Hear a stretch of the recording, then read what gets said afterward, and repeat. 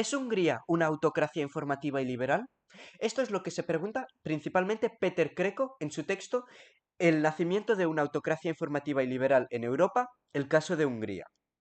El concepto de una autocracia informativa viene principalmente del libro Spin Dictators de Sergei Guriev y Daniel Treisman.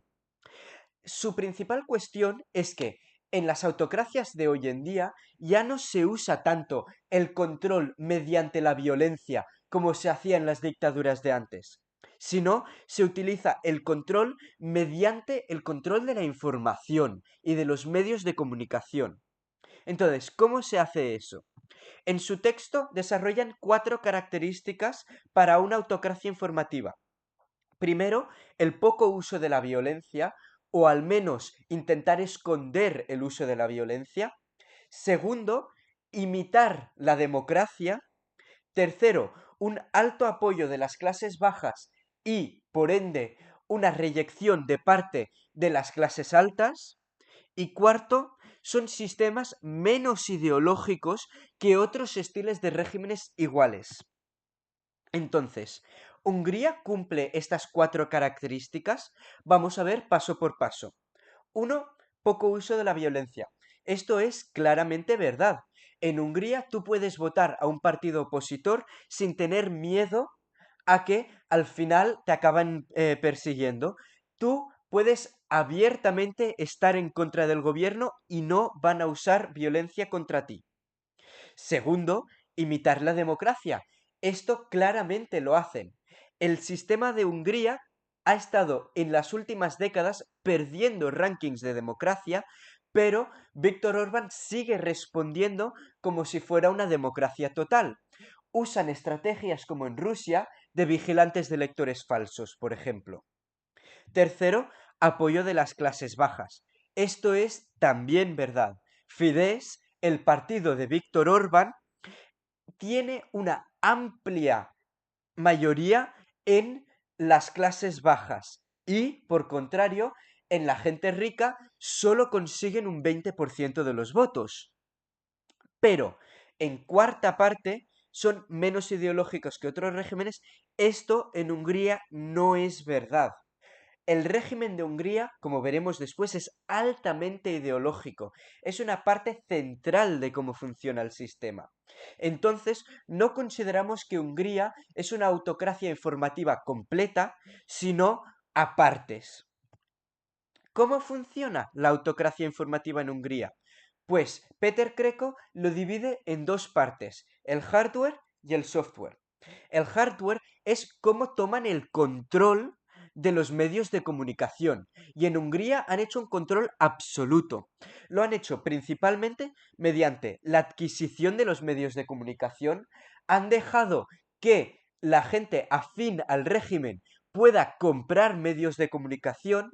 Segundo, han agrupado todos los medios de comunicación que no estuvieran a favor del gobierno y han hecho sistemas de financiación singulares para ellos. También han dado más financiación a canales públicos que son pro gobierno.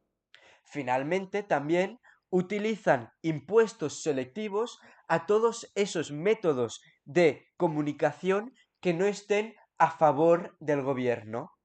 Esto consigue que la amplia mayoría de gente en Hungría, tanto la gente a favor o en contra del gobierno, acaban escuchando las noticias que quiere el gobierno. Entonces, una vez tienen el control de la información, ¿qué información dan? Esto es el software y se basa principalmente en el control de las narrativas. Las narrativas están hechas a una ciencia en Hungría. Cogen grupos y los estudian para ver qué narrativas distintas les impactan y cuál es la que mejor consigue votos. Entonces, ellos abiertamente copian las narrativas y los sistemas de Estados Unidos y de la URSS. Por ejemplo, Orbán ha abiertamente dicho que él ha copiado Breitbart de Estados Unidos o Russia Today de Rusia. También utilizan esas propias narrativas, las narrativas eurasianistas de Alexander Dugin, por ejemplo las de Este y Oeste, la decadencia del Oeste, también anti-Unión Europea y, la más importante, la anti-George Soros, que fue la que les ganó las elecciones de 2018. Todo esto se acaba agrupando en la metanarrativa de Fidesz de la tradición y de la corrupción. Entonces, esto claramente les ha funcionado. Como podéis ver en esta foto, son las elecciones de 2018 y ganaron una mayoría absoluta. ¿Vale? Las teorías conspiranoicas que usan, por ejemplo, anti-Unión Europea, anti-gente trans, anti-Ucrania, etcétera, etcétera, han funcionado. Incluso la gente que está en contra del gobierno dice que han escuchado estas narrativas. También están exportando su sistema al resto de los Balcanes, principalmente Macedonia del Norte, Albania y Croacia. Cuando hay elecciones en esos países, Víctor Orbán invierte dinero en los distintos medios de comunicación de esos países. Y finalmente es importante remarcar, Víctor Orbán entró en poder en 2010 y hoy en día sigue en ese poder. En menos de una década ha conseguido transformar el sistema electoral y transformar el sistema mediático de Hungría para poder mantenerse en el control. Finalmente, las conclusiones. Víctor Orbán ha hecho un cambio de las instituciones desde dentro.